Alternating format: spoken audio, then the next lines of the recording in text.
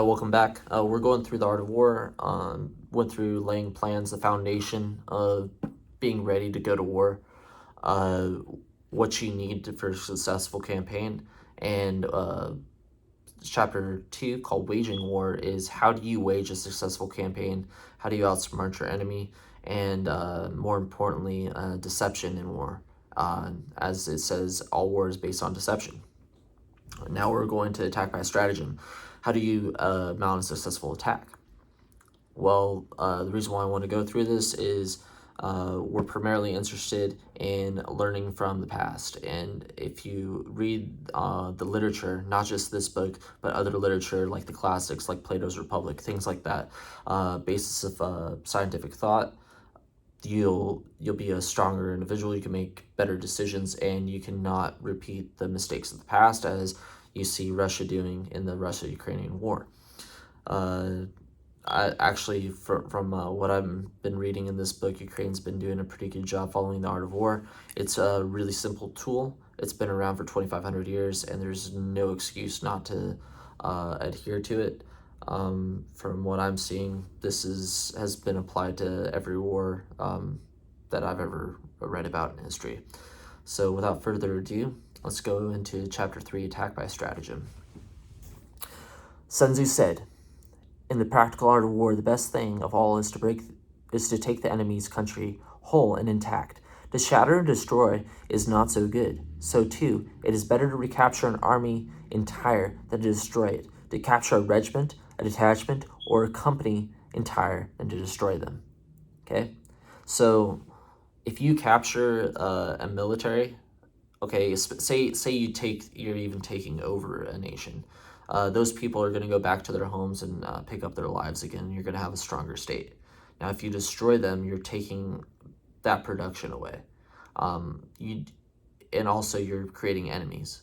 Those people are going to hate you for destroying their loved ones. So destruction is never a goal of war, of an effective war. Okay, so that's where I kind of respect Sun Tzu, is he realizes that war is a tool and he knows how to manage it effectively. He's not trying to use it for like vengeance, as you see the Russians do. Hence, to fight and conquer in all your battles is not supreme excellence. Supreme excellence consists in breaking the enemy's resistance without fighting. So you want to basically make them stop fighting and capitulate to your side. Say, you know what, it's not that bad, let's surrender. Or I'm tired of fighting, enough is enough, I'm going home. So your idea is to not destroy the people that you're coming to conquer, essentially. Thus, the highest form of generalship is to balk the enemy's plans. Okay, so just thwart them. They get frustrated. Hey, we can't even win. These guys know what we're doing. We can't win. The next is to prevent the junction of the enemy's forces. So don't let them get more and more people together and try to mount one massive attack. It gives them more ability to split up, as you'll see later. The next in order is to attack the enemy's army in the field. And the worst policy of all is to besiege walled cities. Or in this case, Russia's besieging trenches. Do not do that. And he gets into why. And it's not just the resources and time it takes in breaking doing a siege, breaking into a city. It's the people involved in sitting around, and all the cost of the army, and being over, how many thousands of miles away from home. Very expensive. A very bad idea. All right. The rule is not to besiege walled cities if it can possibly be avoided. The preparation of mantlets, movable shelters, and various implements of war will take 3 whole months. Think 1,000 ounces of silver a day, 3 whole months, and then of course you have extra expenditure being overseas, and it's not good. And piling up mounds over against the walls will take 3 months more. So now you're at 6 months. People are sitting around wanting to fight. 6 months sitting around wanting to fight, you're going to get some not so smart actions. And that's what he gets into here. It says, the general, unable to control his irritation, will launch his men to the assault like swarming ants. With the result that 1/3 of his men will be slain. While the town still remains untaken, such are the disastrous effects of a siege. So at some point, they're going to be like, you know what? I think we can take them. And you even see that in some of the failed attacks Russia's recently done on the front lines of Ukraine. There was probably somebody I had a strategy says, you know, we're going to wait them out. We're going to do this and that, besiege this. Well, somebody jumped the gun. And of course, we see in waging war, if you find somebody doing something not so smart, you take advantage of that. And so that's what the Ukrainians have done, and took it to their advantage. Therefore, the skillful leader subdues the enemy's troops without any fighting. He captures their cities without laying siege to them. He overthrows their kingdom without lengthy operations in the field. With his forces intact, he will dispute the mastery of the empire, and thus, without losing a man, his triumph will be complete. This method of attacking by stratagem. That's the method. It's the rule of war. If our forces are 10 to the enemy's 1, surround him. Just surrender, essentially. Say you cannot win, 10 to 1. Easy. If 5 to 1, attack him. If twice his numbers, divide the army into 2. So you're saying if it's 5 to 1, you'll overwhelm the enemy. They'll surrender pretty quickly. If it's 2 to 1, you don't really have that big enough advantage. So you're going to divide your forces so you have more mobility. So might even have to divide their forces, or they'll be having to do something they won't want to do, like change their whatever structure of their plan was, because they were probably like, we don't have as many soldiers, there's twice their number, we have to stay together. So their plan was to stay together. Now if you divide, they have to divide as well, and they have to adapt their plan. Meanwhile, you still have more than their strength in each of your armies. So if equally matched, we can offer battle. So basically at that point, you're saying, do you want to fight, or would you rather capitulate? Because I think we're going to get you. So you can try to negotiate a peace there. If slightly inferior in numbers, we can avoid the enemy. So you've seen people do that, like us in the American Revolution a little bit. But avoiding the enemy, finding a good place to do battle, that's a common tactic, especially when you have inferior forces. If quite unequal in every way, we can flee from him. And you see that a lot in like, say, guerrilla warfares and things like that. People fleeing away, doing little taps on larger forces. But you don't want to make a final stand with a very inferior force. 10, it says, hence, though an obstinate fight may be made by a small force, in the end it must be captured by a larger force. So if you are using a small force, you're going to be each person that is going to take more than that person to capture. You see that with Geronimo and his, he had a band of 38 people, kept 5,000 U.S. troops, trying to catch him in the Arizona desert for forever until he surrendered, really. Now the general is the bulwark of the state. If the bulwark is complete at all points, the state will be strong. If the bulwark is defective, the state will be weak. Okay? So, your head of state is important, essentially, is what this is saying. There are 3 ways which a ruler can bring misfortune upon his army. 1, by commanding the army to advance or to retreat, being ignorant of the fact it cannot obey. This is called hobbling the army. 2, by attempting to govern an army in the same way he administers a kingdom, being ignorant of the conditions which obtain in an army.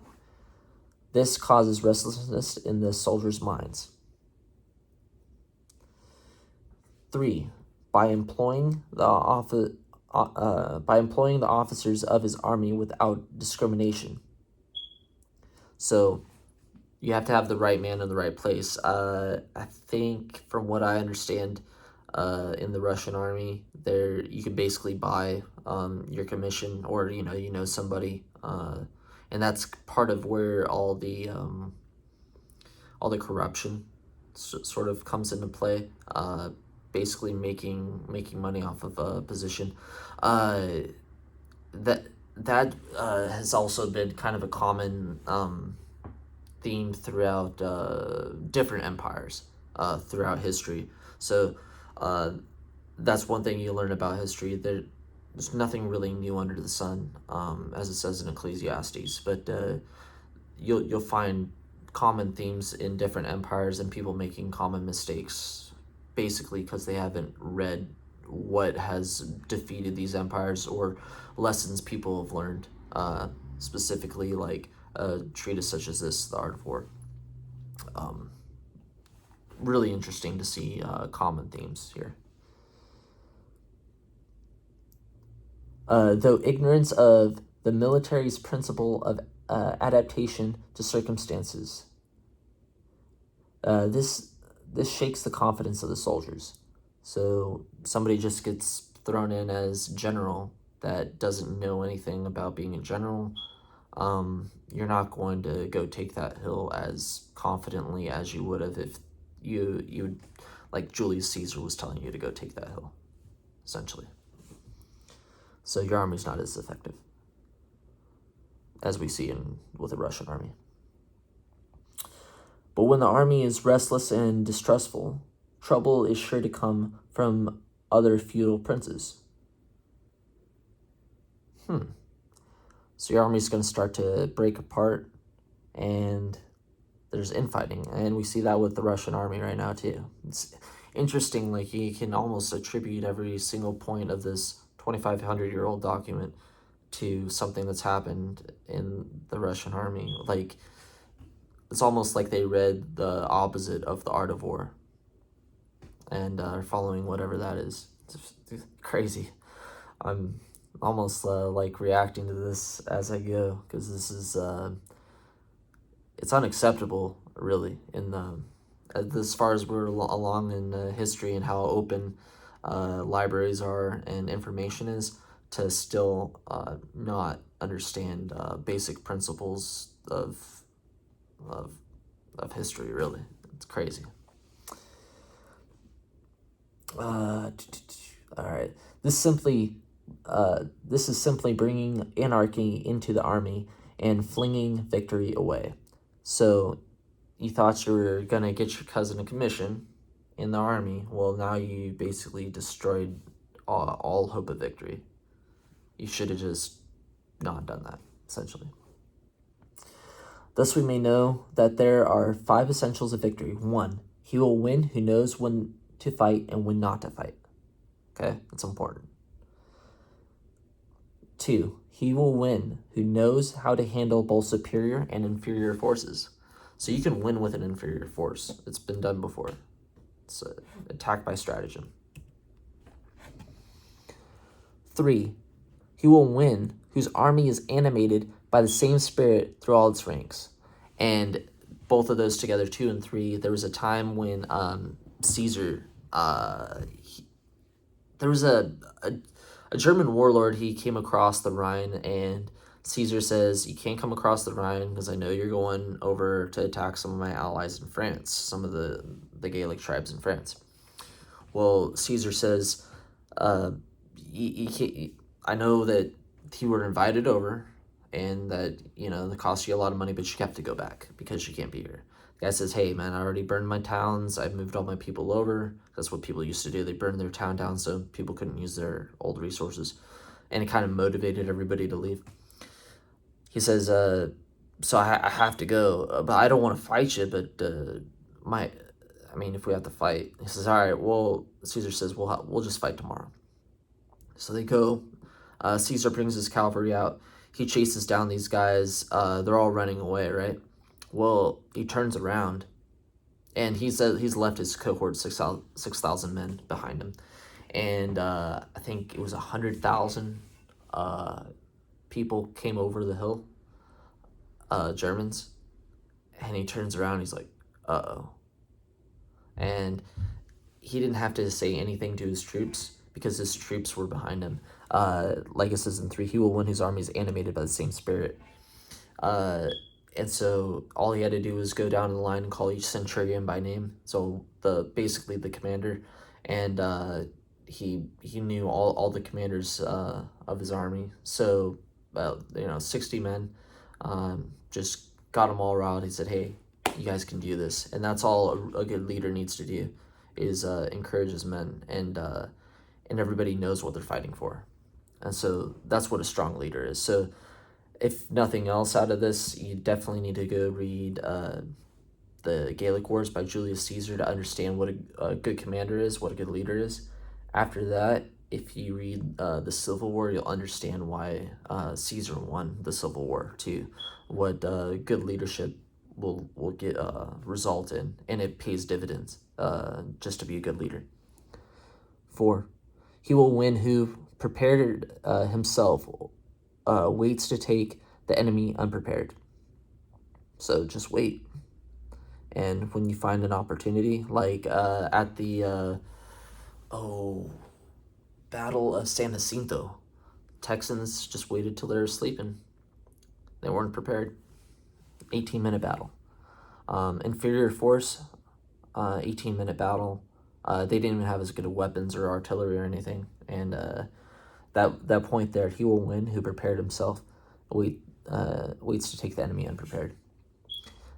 5, he will win who has military capacity and is not interfered with by the sovereign. So if the army has the capacity to handle itself, and you don't have the king, or say whatever Putin is, interfering with the rank and file of how they're going to manage themselves. I mean, he says, "Hey, go take you whatever," but it doesn't say how to do it. You never want to do that as a leader, hamper how somebody does something. It'll end up the creativity and you might not know as a commander everything to do it, but your people would if you made it right. So like Caesar did, all he did was encourage all of his men to do what they needed to do, and they did all the fighting. So verse 18, hence the saying, if you know the enemy, know yourself. You need to fear the result of 100. You need not fear the result of 100 battles if you know yourself, but not the enemy. Oh, if you know yourself, but not the enemy, for every victory gained, you will also suffer a defeat. Okay? If you know neither the enemy nor yourself, you will succumb in every battle. Wow. Next up, we got tactical dispositions. And so I think that's going to be it for today. Check out waging war and laying plans. Laying plans I split up into 2 parts, but waging war is in single part. And I think we'll throw tactical dispositions on for tomorrow. I think again, the message is read some good literature, prepare yourself, and keep a sharp mind. There's a lot to be said in reading poetry and philosophy, in making good decisions and having good strategy. The other thing is The Art of War, the Gallic Wars, Civil War, all really good books. And just having good solid foundation in literature is really what you need to be an effective leader, and just not make people's same mistakes again. Have a good foundation of history is key, and understanding what history is. It's not memorizing names and dates, it's understanding people. So hope you guys like the video, and we'll continue on later. Thanks.